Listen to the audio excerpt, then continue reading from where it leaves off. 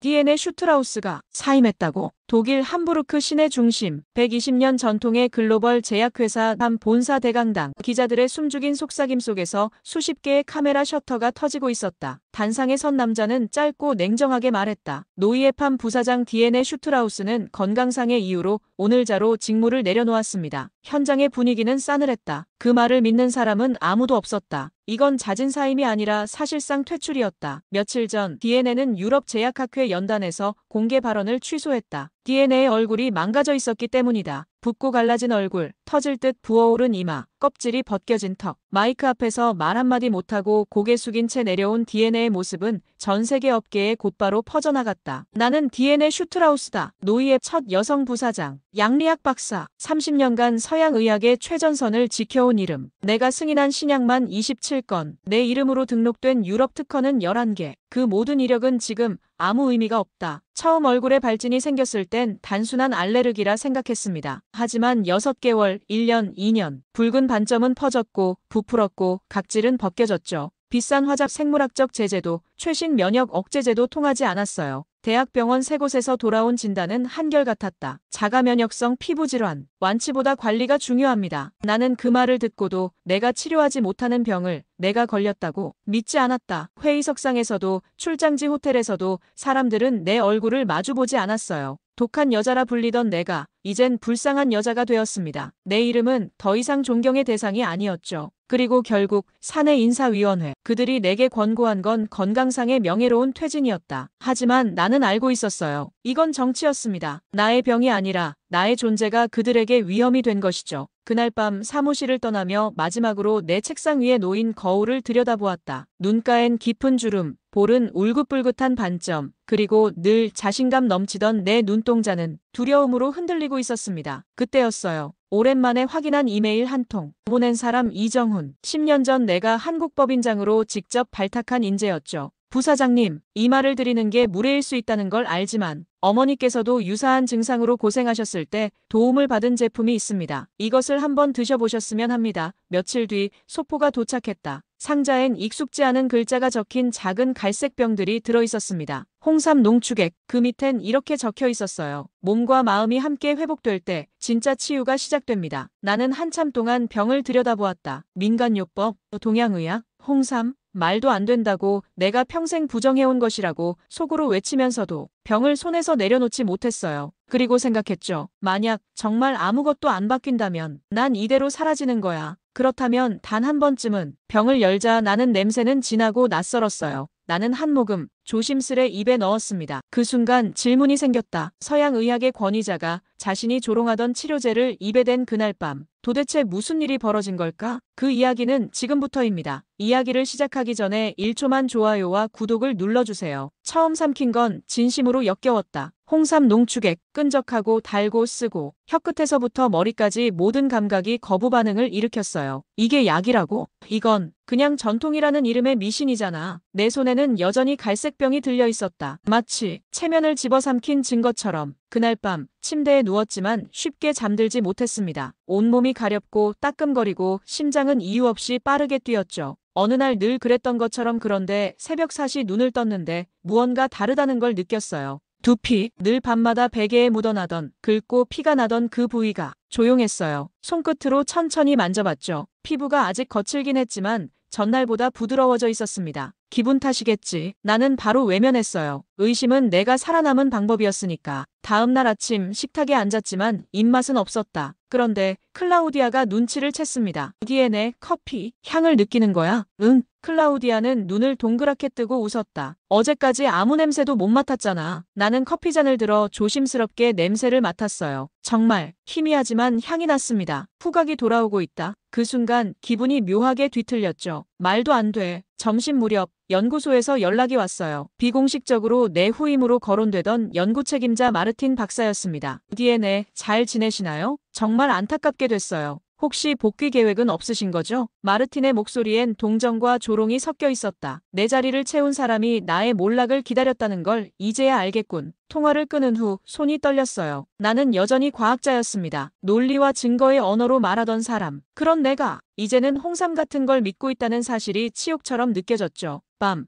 나는 다시 병을 땄다. 두 번째 병. 거부감은 여전했어요. 하지만 입안에 스며드는 느낌이 덜 낯설었습니다. 도대체 이게 뭐지? 단지 효과를 믿고 싶은 마음 때문일까? 아니면 정말 내 몸이 변화하고 있는 걸까? 그 순간 클라우디아가 조심스레 말을 꺼냈어요. 당신, 요즘 표정이 조금 달라졌어요. 예전보다 눈빛이 조금 살아났달까? 나는 대꾸하지 않았어요. 그 말이 불편했죠. 살아난다는 건 내가 죽어 있었다는 말이니까. 그리고 며칠 후 거울 앞에 섰을 때 나는 아주 미세한 변화를 목격했습니다. 붓기가 약간 빠졌고 뺨의 홍반이 연해졌으며 무엇보다 내 눈동자에 생기가 돌아 있었어요. 내가 나를 오랜만에 직접 쳐다볼 수 있었어요. 그날 밤 나는 이정훈에게 짧은 메일을 보냈습니다. 정훈, 이 제품의 원산지를 알 수 있을까? 생산지, 제조 방식, 분석 성분 자료까지. 가능하면 내가 직접 볼 수 있었으면 좋겠군. 그리고 아무 말 없이 노트북을 덮었어요. 그때 클라우디아가 조용히 말했어요. DNA, 이제 좀 받아들여요. 당신이 틀릴 수도 있다는 걸요. 나는 그 말을 곱씹었어요. 그리고 조용히 중얼거렸죠.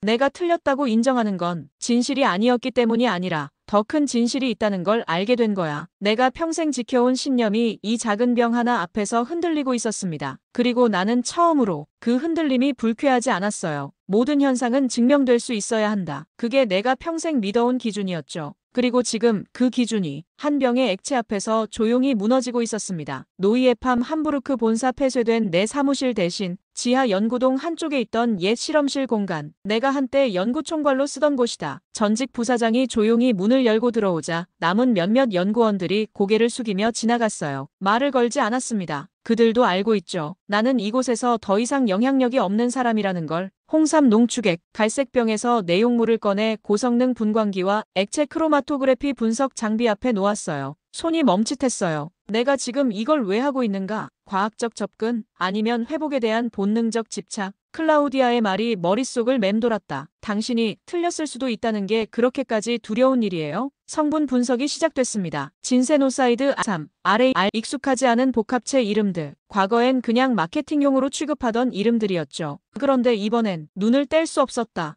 세포 스트레스 반응을 조절한다고.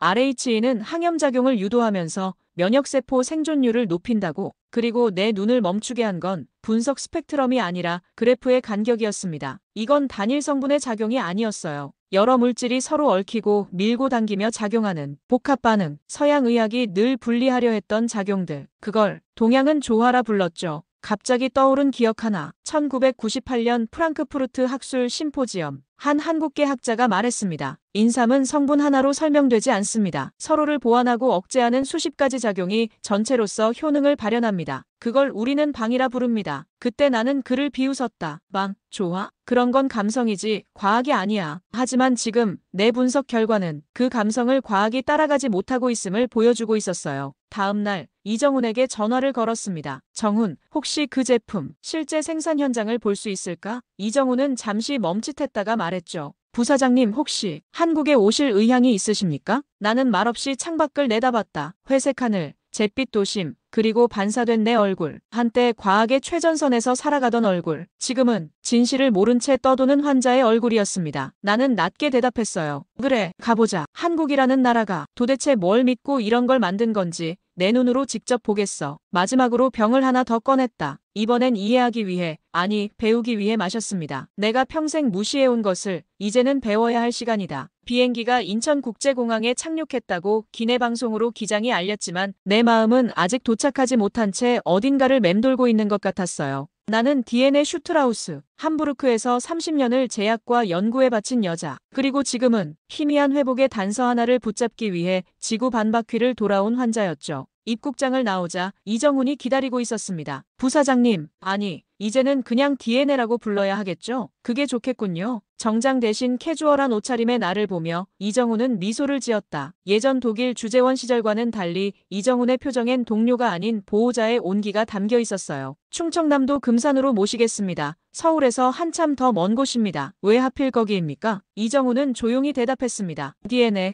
한국의 진짜는 흙 속에 있습니다. 승용차는 서울을 벗어나 들판과 산으로 향했다. 건조하고 회색이었던 함부르크의 겨울과는 전혀 다른 풍경. 차창 밖엔 푸른 하늘, 낮은 산등성이, 그리고 햇살을 머금은 논과 밭이 이어졌어요. 나는 문득 생각했습니다. 이런 하늘 아래선 사람들도 조금은 다르게 살아갈지도 모르겠군. 도착한 곳은 금산의 한 인삼농장 기와지붕이 올려진 창고 옆엔 굵은 뿌리를 골라내는 노부부의 모습이 보였죠. 이정훈이 다가가 조심스레 말했다. 이분이 이종구 씨입니다. 35년째 인삼을 키워오신 분입니다. 이종구 씨는 모자를 벗고 내게 고개를 숙였어요. 손엔 여전히 흙이 묻어 있었고 그 눈빛은 약을 만들던 내가 본 적 없는 눈빛이었습니다. 외국에서 귀한 분이 오셨다더니 이 땅 보러 오신 겁니까? 이 작은 병에 들어간 뿌리가 여기서 온 겁니까? 맞습니다. DNS가 드신 홍삼 농축액도 이 밭에서 나온 인삼으로 만든 겁니다. 나는 밭 가장자리에 무릎을 꿇고 앉았다. 땅을 손끝으로 만졌어요. 차갑지 않았습니다. 촉촉하고 부드럽고 따뜻했죠. 이종구 씨가 조용히 말을 이었다. 인삼은요, 6년을 묵혀야 제값을 합니다. 그동안 비 한 번 잘못 맞으면 썩고 햇볕이 너무 세도 줄기가 탑니다. 사람처럼 눈치도 보고 손도 타죠. 이종구는 땅을 향해 고개를 숙였어요. 잠시 후 농장 한편 평상에 앉아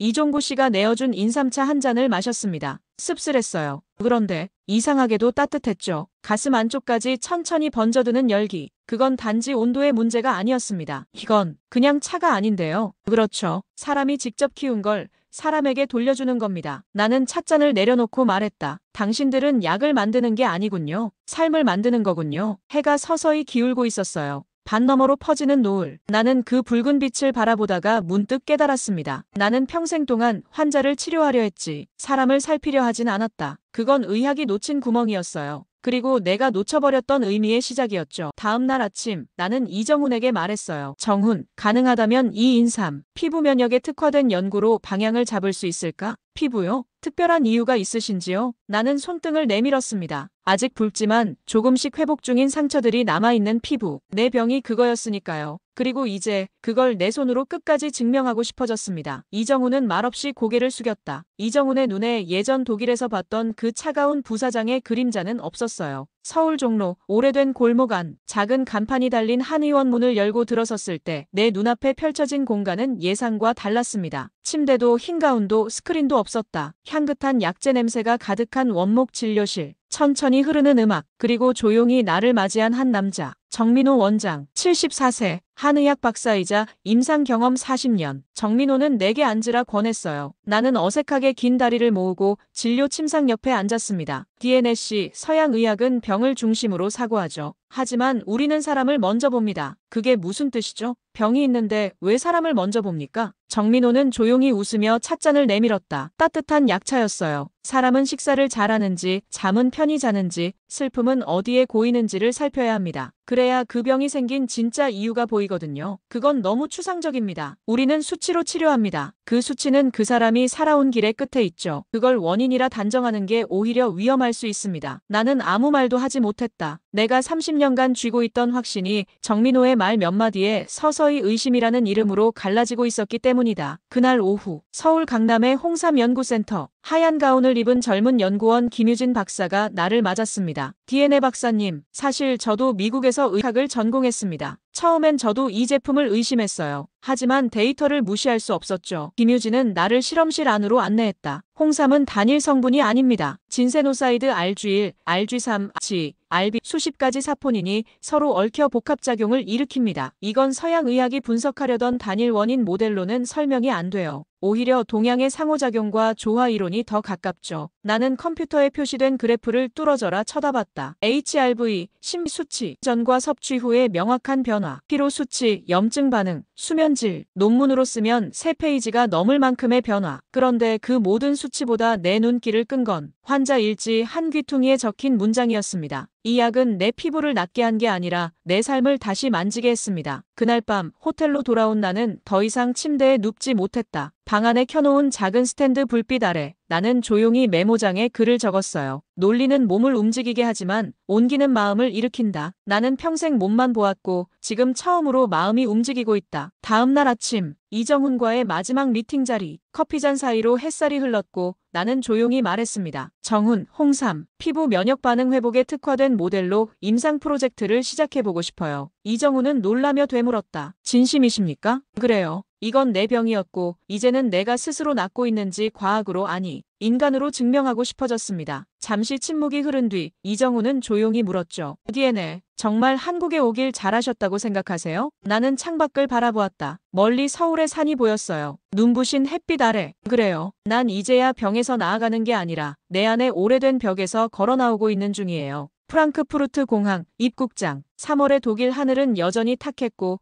도시는 익숙하지만 이젠 낯설게 느껴졌다. DNA는 조용히 두 손에 든 작은 가방을 내려다봤어요. 그 안엔 금산 인삼농장에서 받은 갈색병 3개가 들어있었습니다. 그리고 손바닥만 한 메모지 한 장. DNA 몸이 나으면 마음도 따라옵니다. 부디 건강해지시길. 노이에 이미 DNA 명패는 사라졌고 사무실 문은 다른 간부의 이름으로 바뀌어 있었다. 하지만 DNA는 자비로 연구 공간 한 구석을 빌려 작은 임상 연구를 준비하고 있었어요. 프로젝트명 RGX- 목표 홍삼 농축액을 기반으로 한 피부 자가 면역 회복 모델 실험. 보조 인력 없음, 예산 없음, 장비는 재활용. 하지만 DNA의 눈빛은 한때 부사장일 때보다 더 선명했습니다. 몇 주 후 제약학회 사설 세미나 DNA는 15분짜리 비공식 발표 기회를 얻었습니다. 초라한 배정이었죠. 무대에 선 DNA는 슬라이드를 넘기지 않고 그저 갈색병 하나를 꺼내 탁자 위에 올려두었어요. 그리고 이렇게 말했습니다. 이 병 하나가 제가 지난 30년간 믿어왔던 과학을 다시 묻게 만들었습니다. 객석이 술렁였다.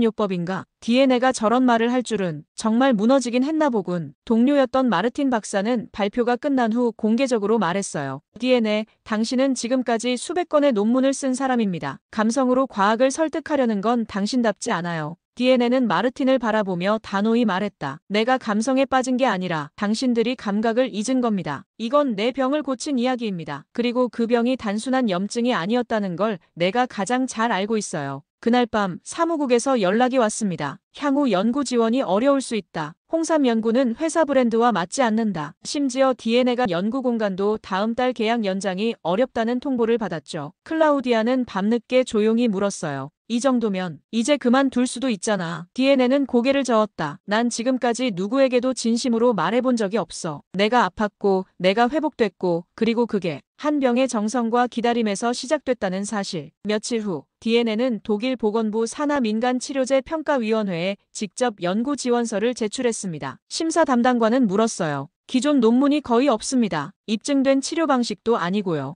DNA는 조용히 대답했다. 논문보다 먼저 회복이 있었습니다. 그건 제가 이 병을 알았던 사람으로서 말할 수 있어요. 이듬해 DNA 연구 프로젝트는 비전통 양리 기반 보안 의학 시범 연구로 6개월 한정 승인을 받게 되었습니다. 조건은 단 하나. 감정이 아닌 증거로 증명해달라. 그날 밤 오랜만에 일지를 펼쳤어요. 그리고 DNA는 이렇게 썼어요. 나는 병을 앓고 나서야 약이 아니라 사람이 먼저라는 걸 알게 됐다. 이 병은 내 몸에서 시작된 것이지만 회복은 어떤 농부의 정성에서부터 시작됐습니다. 그리고 그 정성을 이제는 과학의 언어로 기록할 시간이다. 프랑크푸르트 외곽 한 연구병원 지하 실험동. DNA가 주도한 알 임상 프로젝트가 드디어 첫 실험군 투약을 시작했어요. 참가자 24, 자가 면역 피부 질환을 앓고 있는 중증 환자군. 6개월간의 홍삼 농축액 섭취, A, 염증 지표, 자가 보고서, 기반 데이터 분석, 실험 조건은 완벽하게 설계됐죠. 하지만 DNA는 알고 있었습니다. 이번 실험은 약을 증명하는 게 아니라 내가 믿는 것을 증명하는 싸움이다. 초기 반응은 긍정적이었다. 통증 감소, 가려움 완화, 수면 질 개선. 하지만 얼마 지나지 않아 학계 안팎에서 반발이 터져나왔어요. DNA 슈트라우스가 홍삼 실험, 그게 의학이 동양 철학이야? 정량화되지 않는 효과를 어떻게 믿어? 이 논문은 전통의학학술지에서 게재 거절당했습니다. 이유는 명확했죠. 임상 근거보다 정서적 서술이 많습니다. 과학은 경험이 아니라 수치로 말해야 합니다. 그날 밤 DNA는 침대에 앉아 참가자 중 한 명의 자가 보고서를 읽고 있었어요. 밤마다 울었어요. 그런데 3주쯤 지나자 새벽에 눈을 뜨고 처음으로 향기를 느꼈습니다. 피부가 낫는 것보다 내가 다시 감각을 가진 사람처럼 느껴졌어요. DNA는 조용히 속으로 읊조렸다. 이건 데이터를 넘어선 회복이야. 하지만 학문은 그걸 싫어하지. 며칠 뒤 한국의 한의학연구원 박사 정민호와의 화상회의. DNA씨, 지금 겪는 갈등은 저희도 수십 년간 겪어온 일입니다. 그런데도 사람들은 왜 전통치료를 택할까요? 회복을 느끼기 때문이겠죠. 그렇습니다. 우리는 회복을 설명하는 게 아니라 회복을 살아낸 사람들의 말을 믿는 겁니다. 하지만 과학은 그걸 증거 부족이라 부르잖아요. 정민호는 고개를 끄덕이며 말했다. 그래서 당신 같은 사람이 필요한 겁니다. 양쪽 언어를 다 아는 사람, 그 둘을 번역할 수 있는 사람. 그 주 금요일, DNA는 제약사 내부 기밀 브리핑에 참석했다. 복귀 후 처음으로 정장을 입고 연단에 섰다. R-21 프로젝트는 지표를 개선하는 실험이 아닙니다. 이건 사람의 삶이 바뀌는지를 관찰하는 실험입니다. 몇몇 간부들의 눈이 빛났다. 하지만 한 사람이 손을 들었다. 신임 R&D 이사, 마르틴 박사. DNA 회복이 중요하다는 말은 이해합니다. 하지만 그걸 의학이라 부를 수는 없어요. DNA는 정면을 바라보며 말했다. 그럼 묻겠습니다. 의학은 사람이 낫는 걸 증명하는 겁니까? 아니면 논리로만 설명할 수 있는 것만을 치료라 부르는 겁니까? 지금까지의 의학은 증명 가능한 것만을 진실로 여겨왔습니다. 하지만 앞으로의 의학 변화를 가져오는 것이 진실이 되어야 합니다. 회의가 끝나고 후배 한 명이 조용히 다가왔다.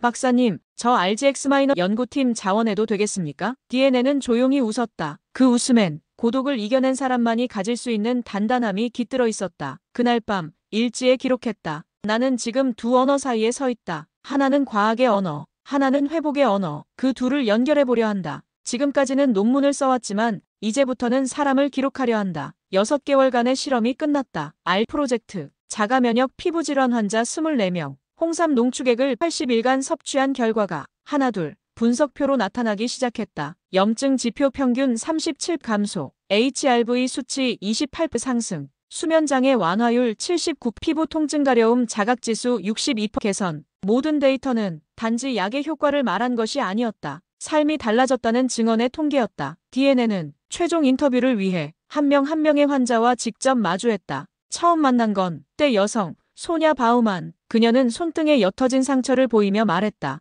박사님, 이건 단지 약의 힘이 아니라 나를 다시 믿게 해준 시간이었어요. 다음은 30대 중반의 전직 간호사 릴리안 슈나이다. 그녀는 눈물을 흘리며 웃었다. 남편 손을 잡는 게 두려웠어요. 피부가 갈라져서 아플까봐. 이젠 다시 손을 잡고 자요. 그들의 말은 논문이 되지 않았다. 하지만 DNA는 알고 있었다. 이건 통계가 담을 수 없는 회복이다. 발표날 독일 바덴비르텐베르크 보건청 소강당. DNA는 무대에 올랐다. PPT 첫 장은 단 하나의 이미지였다. 갈색 병 하나. 그리고 그 병을 감싸준 노인의 손. 그녀는 조용히 말했다. 이 연구는 몸을 낫게 하는 법이 아니라 사람을 다시 살아나게 하는 과정이었습니다. 회복은 수치보다 먼저 마음에서 시작됩니다. 그리고 그 마음은 누군가의 기다림, 정성, 손끝에서부터 태어납니다. 그녀는 짧은 영상을 틀었다. 한국 충청북도 진천의 인삼농장. 이종구 씨가 조용히 흙을 쓸고 조심스럽게 한 뿌리 인삼을 들어올리는 장면. 그리고 그가 한 말. 이건 약이 아니라 사람입니다. 영상이 끝난 뒤 객석은 조용했다. 박수는 없었지만 눈물은 있었다. 발표가 끝나고 젊은 연구원 한 명이 다가왔다. 박사님, 저 처음엔 이 프로젝트를 무시했어요. 근데 지금은 치유란 게 그냥 수치만으론 안 된다는 걸 알았어요. DNA는 고개를 끄덕였다. 치유는 사람과 사람이 만나는 순간에 시작되는 거예요. 그 주 금요일, 노이에판 본사, 사장실로부터 연락이 왔다. DNA 박사 연구 성과에 대한 사회적 반향이 큽니다. 당신의 프로젝트를 본사 차원에서 확대하고 싶습니다. 그리고 혹시 이 프로젝트를 다시 이끌 의향이 있으신지요? DNA는 미소 지었다. 이젠 내가 이끄는 사람이 아니라 함께 걷는 사람이고 싶습니다. 몇 달 뒤 그녀는 다시 한국을 찾았다. 금산 인삼밭. 이종구 씨는 여전히 땅을 가꾸고 있었다. 오셨습니까, 박사님? 아니요. 오늘은 그냥 친구로 온 겁니다. 그녀는 손으로 흙을 만졌다. 뜨겁지도 차갑지도 않은 그 감촉. 그건 사람의 체온이었다. 그날 밤 서울 어느 골목의 작은 찻집. DNA는 일지를 꺼내 마지막 글을 썼다. 나는 평생을 과학으로 살았다. 하지만 이제 사람으로 살고 싶다. 작은 병 하나가 내 병을 고친 게 아니다. 내 마음을 다시 움직인 것이다. 진짜 의은 사람을 사랑하는 일에서 시작된다.